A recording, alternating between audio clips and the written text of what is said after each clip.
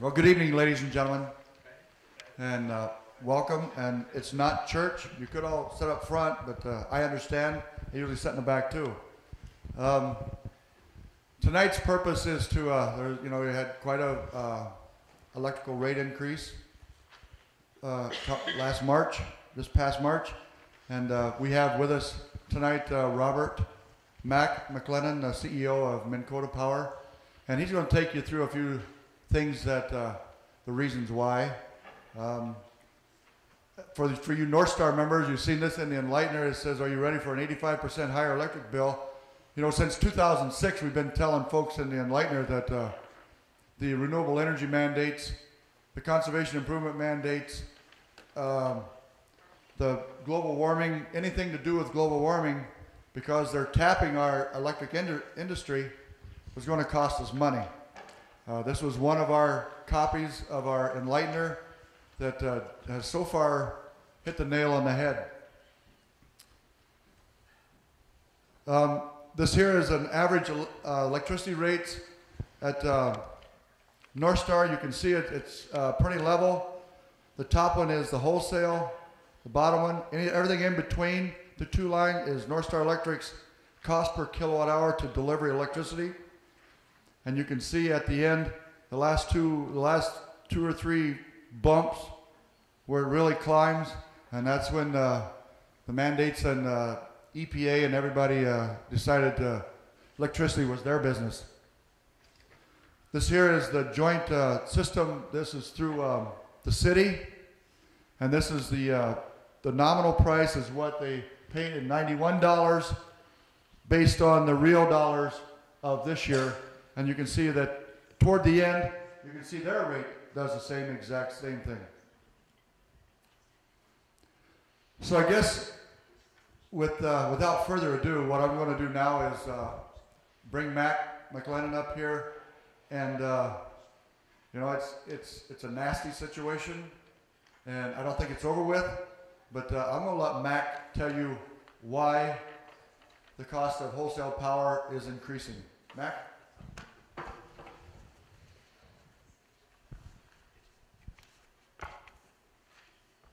Thanks, Dan.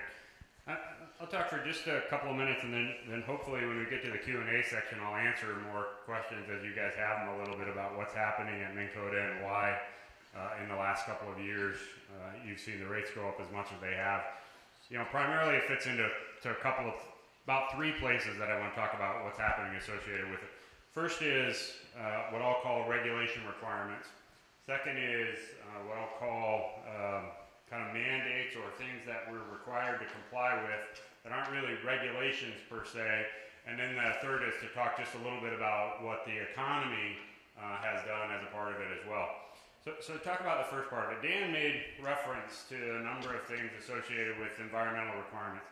That's a big part of it, but one of the things I want you to understand by the time I'm done is it's just not the environmental side of it. There are things on the security side and on the reliability side that have drove a number of cost increases as well. You know, the easiest thing for me to answer is people say, well, how's that possible your rates can go up like they have?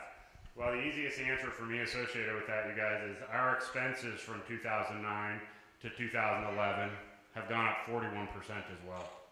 So in 2009, our expenses were about 230 million or so, plus or minus, about 235 million actually. In 2011, to serve essentially the same number of kilowatt hours, our expenses are about 332 million. It's a $97 million increase in our expenses in about 2 years that have driven, or 41% increase in ours, that have required us to then turn around and increase to our members. And I'll talk about what those are. But a couple of things we should remember as well. Minn Kota is a cooperative, just like North Star, and we operate on a not-for-profit basis for the most part, just like Cooperative and just like City of Baudette does. So from that perspective, when people look at it and say, well, you're making more money, the answer is I'm not making any more money, I'm just paying more bills. So what's driving those bills? Well, a couple of things. Single largest thing driving them, however, is we just completed 5 years worth of work, $425 million worth of environmental upgrades to our power plants.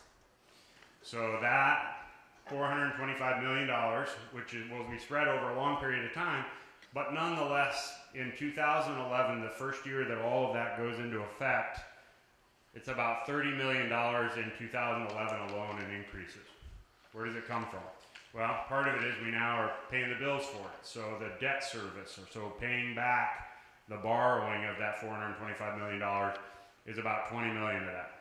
About $10 million of it is in operations. So for example, we buy a significant amount of urea now to run through our boiler to control NOx emissions, or nitrous oxide emissions. We just put a significant amount of work in as well where we'll buy lime and limestone to run through our scrubber systems to control SO2. And so you'll see about a $10 million increase in operating expense associated with running all those pollution control equipment that we just put in place. So that's a big chunk of it. A big chunk of it as well in terms of increases are what's happening to the wind that we purchase and buy to meet the requirements. We buy a significant amount of wind resources now, and we did it in preparation for and to meet compliance requirements for both Minnesota and a goal in North Dakota of 25% renewable resources by the year 2025. So we put a number of renewable resources in. Now I'd love to tell you that the wind blows all the time when we need it to and like we need it to, but the reality is it doesn't. It blows, for example, during the springtime when we need the least amount of power from the membership. So if you think about the spring, people aren't running, and there isn't a lot of this up here anyway, but you aren't running a series of air conditioning to deal with summertime activities. You're not cooling significant, which we do have a lot of. And so you find ourselves in a position where we're selling a lot of wind resources. Well, here's part of what happens to the wind as well.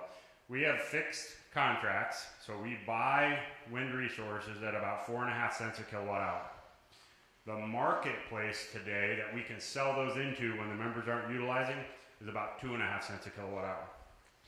So we lose about 2 cents a kilowatt hour on all the wind generated that our members aren't currently utilizing today. So someone makes these comments, so I'll answer this. Someone asks me this almost every single time, which is, well, why don't you just stop doing it? Well, you guys, I have not figured out yet how to stop the wind. If I could do that, I wouldn't be standing up here talking to you guys. I'd be doing something else for sure. So we can't stop the wind. We also don't own the wind farms. We have those under a contract, and part of the reason we did it under a contract initially was you get a significant federal tax credit for that. Well, because we're a not-for-profit utility, we can't take advantage of those tax credits. So somebody else took advantage of them, passes them through back to us in terms of the rates. So it's not like even if I wanted to go shut some of them down part of the time that I can do that. I can't. And so you'll see a significant impact associated with the wind costs. We have some fuel increases, so we buy coal for about 60% of our resources come from coal resources, and so you've seen the cost of our fuel since 2009 go up some as well. Now, part of that is a little bit misleading when you look at, and I think they passed out the sheet that talks about how it breaks down. I won't go through all the 97 now. A little bit of it's misleading because a portion of that's volume as well. In 2009, we had some outages, and so our purchases were down a little, but our prices down at that point a little as well. So both our volume has gone up and the price that we pay for it has gone up a little bit as well. And so you'll see our fuel costs up as well. You'll see in there as well our transmission expense. What happened there? We're going to pay about $7 million more than we have historically. Part of that is because we did create an arrangement with Minnesota Power that over the long haul, we will get a portion of our coal fleet back that Minnesota Power currently utilizes. And over the course of time, we will get a portion of those resources back to be able to meet the membership's growth going forward. part of that deal was that we would sell, we have a line that runs from Center, North Dakota to Duluth, and a DC line, and so as a part of the agreement, we agreed to sell that line to Minnesota Power in exchange for them releasing their rights to the rest of our coal unit into the future. And so we now pay them what's called a wheeling charge for about $7 million a year until we build a new line from Center to Grand Forks, North Dakota. And so you'll see that in there as well. So those are kind of, how do you get to where you are? I mean, how is it possible for you to have a rate increase that looks like that? And the reality is because we've seen all of our expenses go up in the near term. Now some of them are, did you need to make all the decisions that you did during the time?